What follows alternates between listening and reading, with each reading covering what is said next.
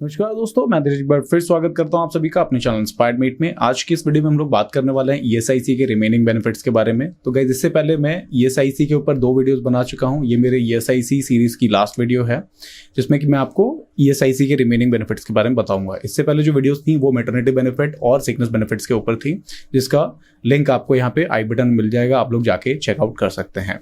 तो गाइज, अगर आप लोगों ने मेरे चैनल को अभी तक सब्सक्राइब नहीं किया है तो आप रिक्वेस्ट की जाइए और प्लीज सब्सक्राइब करिए, बेल आइकन को भी जरूर दबा दीजिएगा सो दैट मेरी आने वाली वीडियोस की नोटिफिकेशन आप लोगों को मिलती रहे। आइए शुरू करते हैं आज की वीडियो को।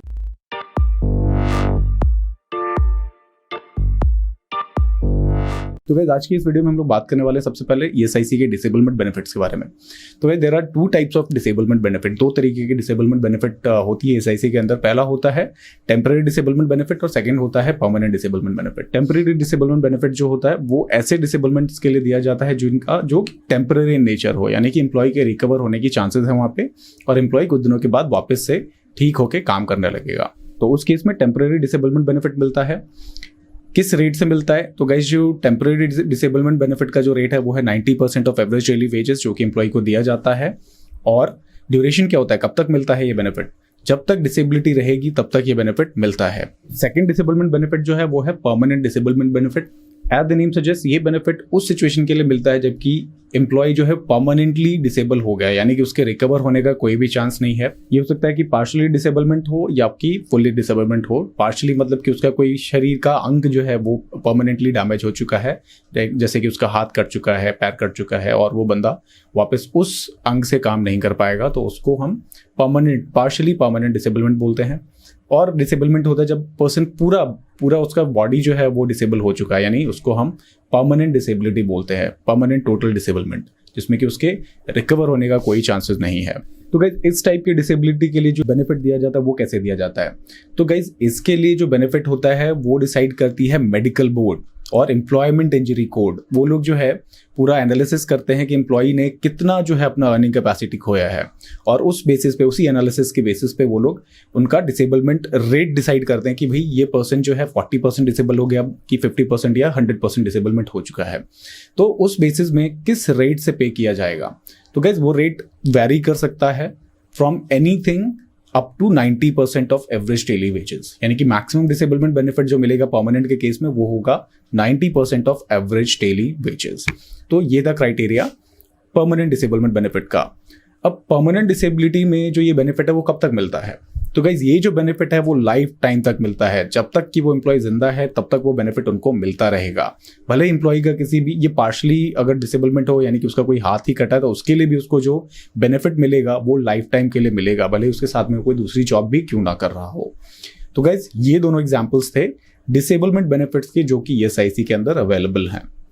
अब गाइज, हम बात करेंगे डिपेंडेंस बेनिफिट्स के बारे में। Dependence benefit as the name suggest, ये उसके परिवार वालों को मिलता है। ये जो बेनिफिट है ये एम्प्लॉय के परिवार वालों को मिलता है।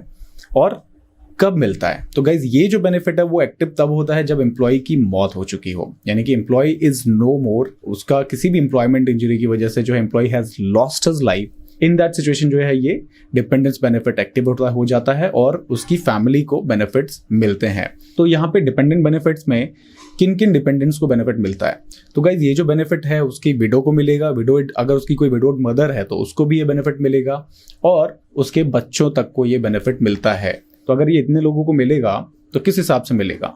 तो गाइज, यहाँ पे जो 90% ऑफ एवरेज डेली वेज होता है एम्प्लॉय का, 90% ऑफ एवरेज डेली वेजेस को ही इन सभी में डिवाइड किया जाता है। कैसे डिवाइड किया जाता है? तो गाइज, यहाँ पे सबसे बड़ा जो पोर्शन होता है वो मिलता है उसकी विडो को, जो कि 3/5 of the 90% of average daily wages होता है। देन 2/5 जो है वो रिमेनिंग फैमिली मेंबर्स को मिलता है, यानी विडोड मदर को भी 2/5 of the average daily wages मिलेगा, उसकी चिल्ड्रन को भी 2/5 of the average daily wages मिलेगा और उसकी बेटी को भी 2/5 ऑफ एवरेज डेली वेजेस मिलेगा। बेटे को भी 2/5 ऑफ एवरेज डेली वेजेस मिलेगा। बट यहाँ पे कंडीशन है, जो बेटी है उसको तभी तक मिलेगा जब तक कि उसकी या तो एज 25 हो जाए या फिर जब वो मैरिज कर ले। मैरिज करने के बाद से ये बेनिफिट उसके खत्म हो जाते हैं। तो गाइज, ये था डिपेंडेंस बेनिफिट। अब बात करते हैं कुछ और बेनिफिट्स के बारे में। तो गाइज, यहाँ पे ईएसआईसी एक फ्यूनरल एक्सपेंसेस करके भी एक बेनिफिट एम्प्लॉय को देती है। अगेन, ये बेनिफिट तब एक्टिव होता है जबकि एम्प्लॉय की डेथ हो चुकी है, employee is no more, in that situation जो भी पर्सन उसके लास्ट राइट्स को परफॉर्म करता है उस पर्सन को ये फ्यूनरल एक्सपेंसेस मिलता है। किस रेट से मिलता है? तो गैस फ्लैट 15,000 रुपीज उस बंदे को पे कर दिया जाता है जिसने कि उसका लास्ट राइट्स परफॉर्म किया हो, लेकिन उसको क्लेम करना पड़ता है ये अमाउंट।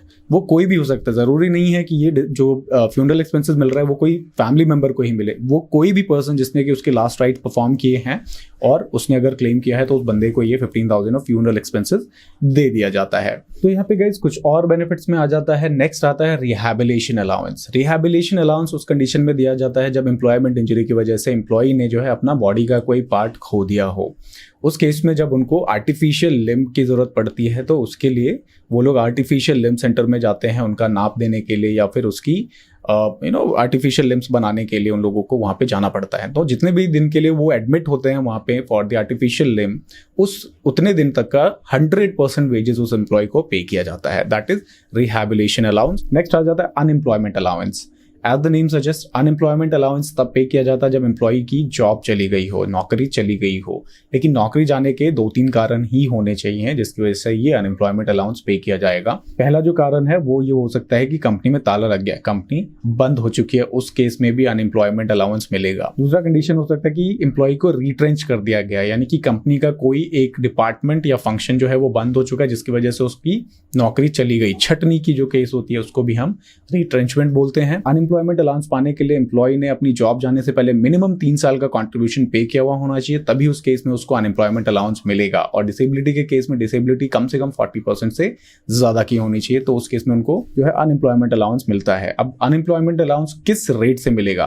तो गाइस अनएम्प्लॉयमेंट अलाउंस का जो रेट है वो है 50% ऑफ एवरेज डेली वेजेस, जिस रेट से उनको पे किया जाता है। कब तक पे किया जाएगा?